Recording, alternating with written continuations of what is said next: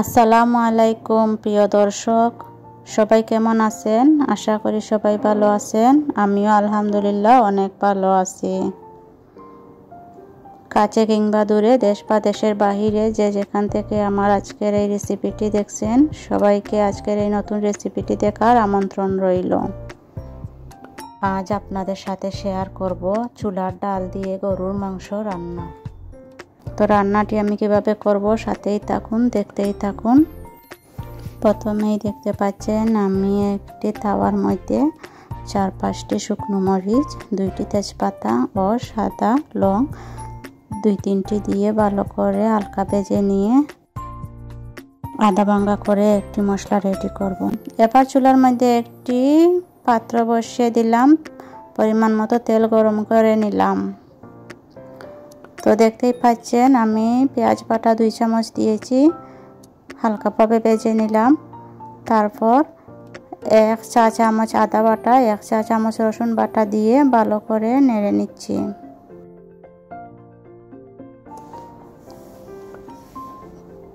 তো আদা বাটা রসুন বাটা দিয়ে ভালো করে নেড়ে নিচ্ছি। এভাবে নেড়ে মশলাগুলো ভালো করে বিরান করে নেব। তারপর বাকি মশলাগুলো দিয়ে দেব। এখানে দেখতে পাচ্ছেন মরিচ 1 চা চামচ, হলুদ আধা চা চামচ, বাখর 1 চা চামচ দিয়ে ভালো করে মশলাগুলো নেড়ে বিরান করে নিচ্ছি।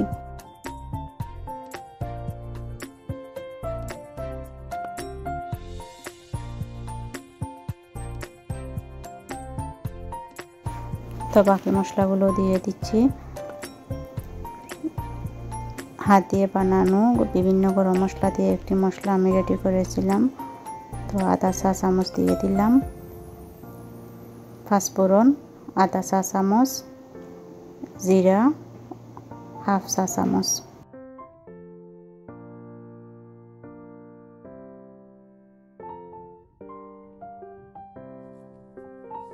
সবগুলো মশলা দিয়ে ভালো করে মশলাগুলো বিরান করে নিচ্ছি। দেখতেই পাচ্ছেন কত সুন্দরভাবে আমি নেড়ে চেড়ে ভালো করে বিরান করে নিচ্ছি। এভাবে মশলাগুলো বিরান করে তরকারির স্বাদটা অনেক গুণ বেশি ভালো লাগে। আর এখানেই দেখতে পাচ্ছেন যে মশলাটি আমি রেডি করেছিলাম হালকাভাবে ভেজে, সেটাও আমি দিয়ে দিচ্ছি সেখানে।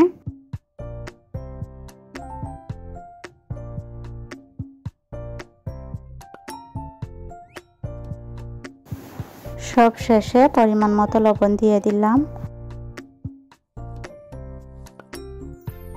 তো এবার আমি মাংসগুলো দিয়ে দেব।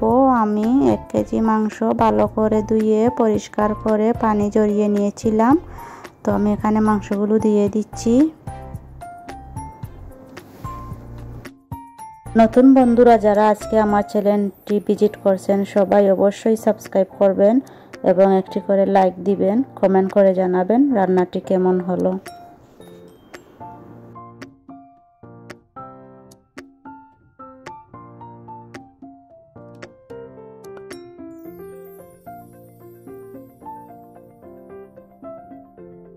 মাংসগুলো দিয়ে ভালো করে নেড়ে দিয়ে 2 টুকরো দারুচিনি ও 2-3টি সাদা এলাচ দিয়ে একটি ঢাকনা দিয়ে ঢেকে দিলাম।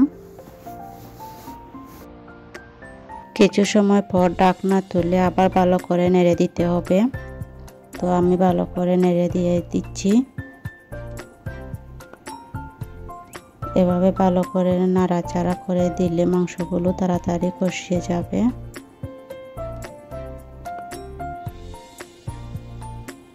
তো দেখুন কত সুন্দর কালারটি এসেছে। এবার আমি কাঁচামরিচ পেস্ট দিয়ে দিচ্ছি 1 চা চামচ, দিয়ে ভালো করে নেড়ে আরও কিছুক্ষণ কষিয়ে নেব।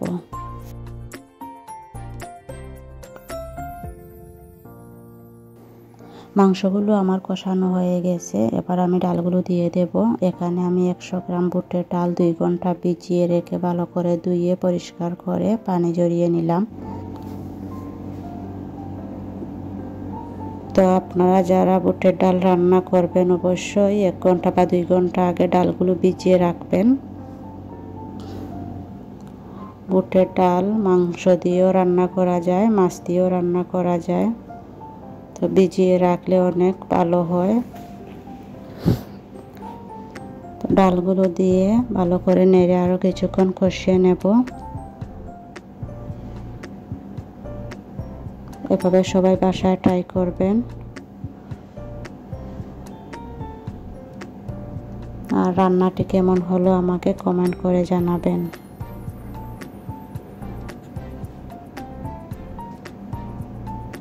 দেখুন কত সুন্দর কালারটি এসেছে। তো ভিডিওটি একটু লম্বা হয়ে যাচ্ছে, সবাই ভিডিওটি ফুল ওয়াচ করে সাথেই থাকবেন।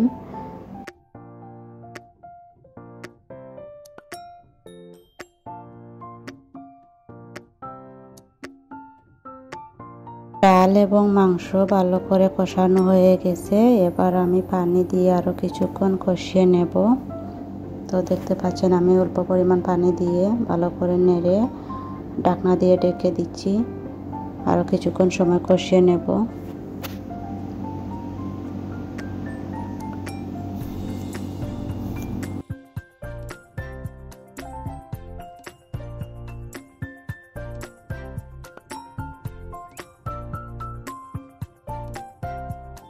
তো এ পর্যায়ে আমার ডাল ও মাংস কষানো হয়ে গেছে, আমি হালকাভাবে নেড়ে কম আঁচে রান্না করছি।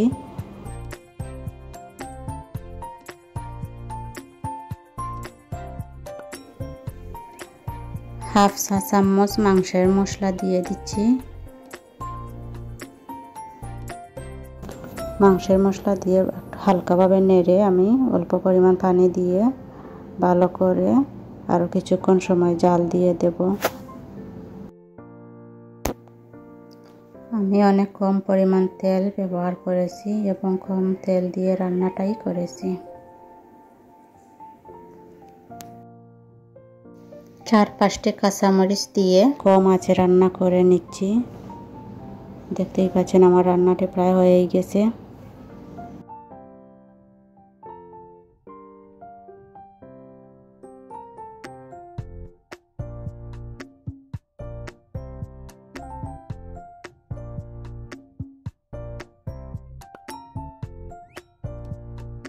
এ পর্যায়ে আমি চুলা থেকে নামিয়ে নেব, আমার রান্নাটি হয়ে গেছে। তো দেখতেই পাচ্ছেন কত সুন্দর কালারটি এসেছে।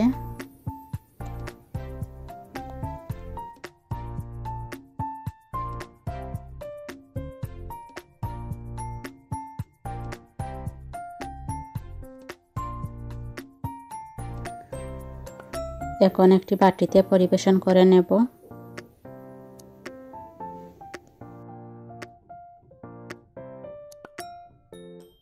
গরম ভাতের সাথে বা রুটির সাথে এটা কিন্তু দারুণ লাগে খেতে।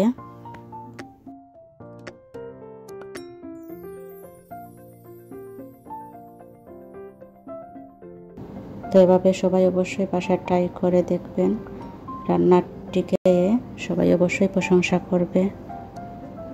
আর রান্নাটি কেমন হলো আমাকে অবশ্যই কমেন্ট করে জানাবেন।